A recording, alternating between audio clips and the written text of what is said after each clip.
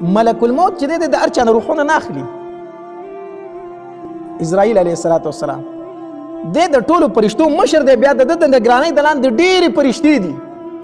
فرشتې دي او دله الله تبارک وتعالی په خپله دومره طاقت ورکړی دی. یو ځل دته نبي علیه السلام د ملک الموت ته وویل وایي ته د دومره خلکو نه په یو ځای روحونه څنګه اخلي؟ دنیا کې خو ډېر خلک په یو ځای مري که نه،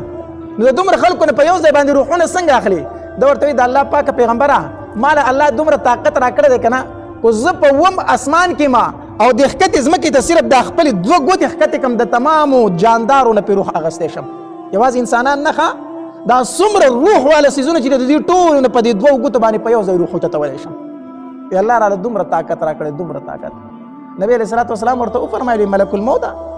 هسې تا ته د مخکې نه پته وي چې د کوم انسان نه روح اخیستلی کېږي؟ مخکې نه تا ته الله ویلي؟ نه، مخکې نه زه خبر نه یم. په کوم ټایم کې چې ته روح اخلم په دغه ټایم کې راته الله وایي چې د فلان کې انسان نه روح واخله، بس په دغه ټایم کې زه وپېژنم، مخکې ما ته علم نه. خو د نګرانۍ کې ډېرې فرشتې هغه ټول روحونه اخلي. د نبی علیه السلام نه چې کومې فرشتې روح اخیستې او د هغې نوم دی اسماعیل.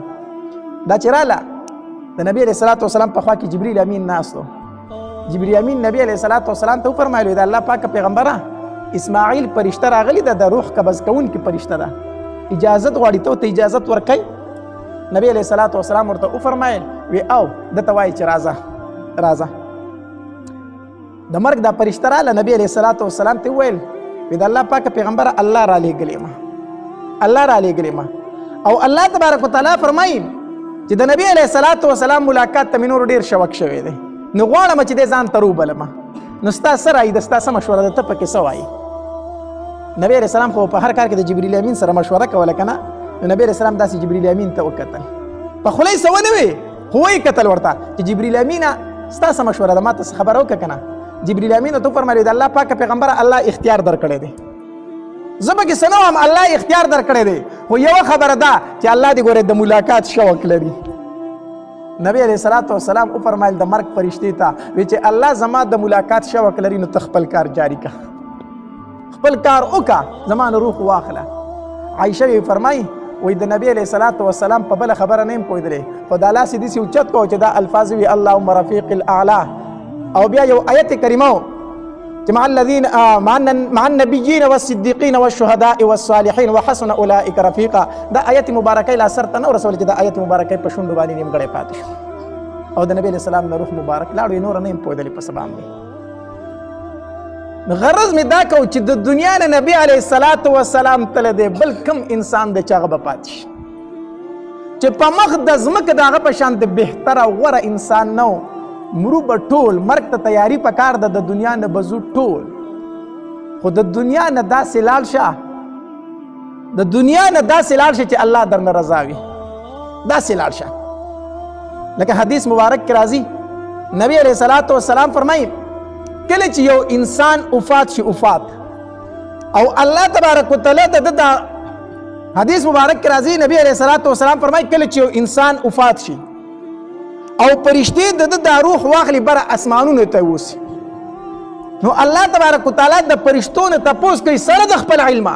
بیا ترې هم تپوس کوي الله تبارک وتعالی د کوم بنده نه چې تاسو روح واغستو ښکته ځمکو کې د ده متعلق خلکو څه ویلو، ښکته ځمکه کې خلکو د ده متعلق څه خبرې کولې؟ نو فرشتې ورته وایي الله خلکو ډېر په نیک نوم باندې یادو،